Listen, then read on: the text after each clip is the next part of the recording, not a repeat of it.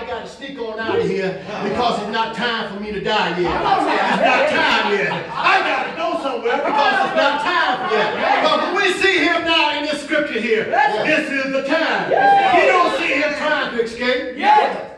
You don't see him trying to leave. He stayed right where he was. Well, let's get back to Mary again. When we think about it, look at her. And now, cutting it short, we've come to this time right now. She's standing there watching her son pass away. Amen. There was all the other disciples, when we read the scriptures, we find that they had all left. They all fled, afraid for their life. One scripture even said that they were locked up in the room somewhere. My God. But there was two of them that stayed around. All right. That was Peter. The Bible said he stayed around, but he was afar off. Right. He wasn't getting close to that. But there was one man. And the Bible says the one that Jesus loved. He was standing there with his mother. Yes, he was. And that's where we get this today in this here 19th chapter of this text today. And it says to us, woman, behold thy son. And then to the young disciples, man, behold your mother. Now, when we think about it, we haven't heard anything from Joseph since he was 12 years old. Since Christ was 12 years old, we haven't heard anything about Joseph per se. So that means then that his mother was a widow. All right. Now we realize as well that Jesus has more brothers and sisters. But you know, they wasn't, how can I say, they wasn't believers then. Now there was his brother James that later on became a believer after Christ's resurrection, because he was one of the first that Christ went to after he rose. But prior to that, there was no one there. Except that one individual that was there with his mother. And some folks say, some scholars say he was a young man. So maybe about 17, 18 years old. But you never, I think he may be a little bit older. But there he was. And you know, the women, the widows at that time, there was always a problem with them. But God even saw that. God even took care of that. When we read the book of Deuteronomy, we find out that God has given the Jewish people a charge that they should take care of the widows and the orphans.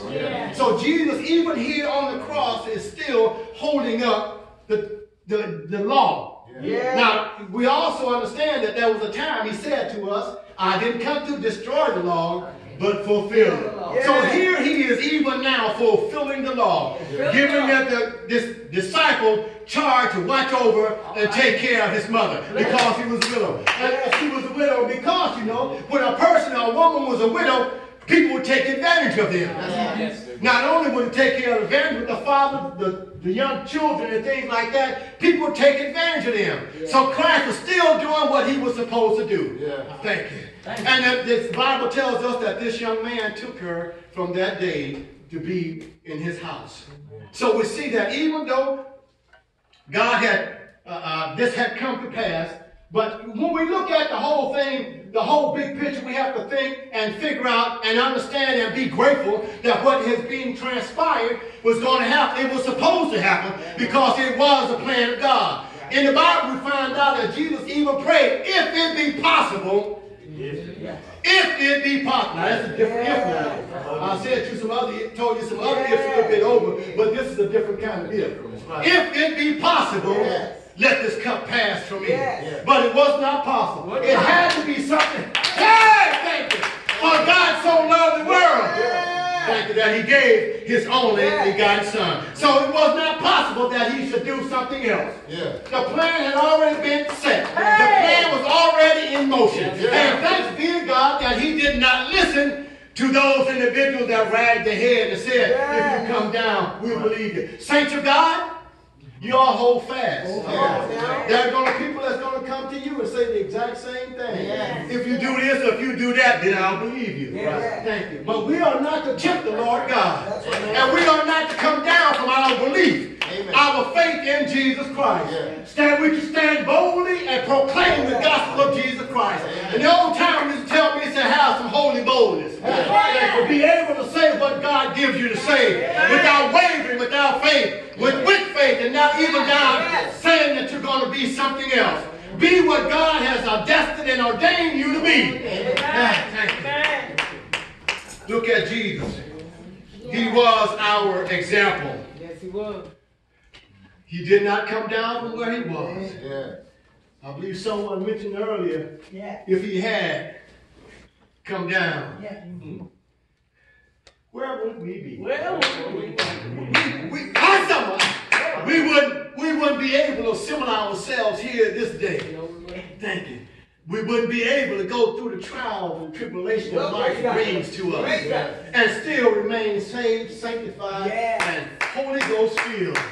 Because if he had not done that, in a moment, we'd be gone back. But thanks be to God, we have a help. Thank you. Someone that allows us and helps us to be able to stand the ridicule when we're talked about by our family members and our friends and our loved ones. When they ridicule us and put us aside. When they say that everything you do, don't take all that. But yet still we're holding on. And we're still going through. Because God, through his son Jesus, has fixed it. So that one day the Bible tells us that we are heirs of God. And joint heirs with Christ. So all we have to do, one day, just as Jesus told us that thieves will be with him in paradise, one day, if we hold on,